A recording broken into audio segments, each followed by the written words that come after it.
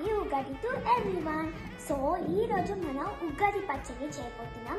ఉగాది పచ్చడి చేసేదానికి మనం 6 డేస్ని యూజ్ చేస్తాం.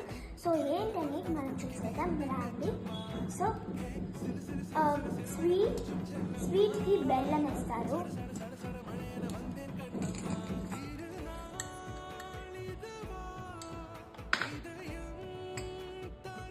స్పైస్కి చిల్లీ వేస్తారు,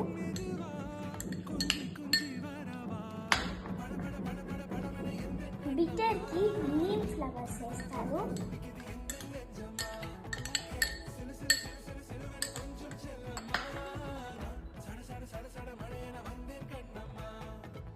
తర్వాత సోర్కి చింతపండు వాటర్ వేస్తారు,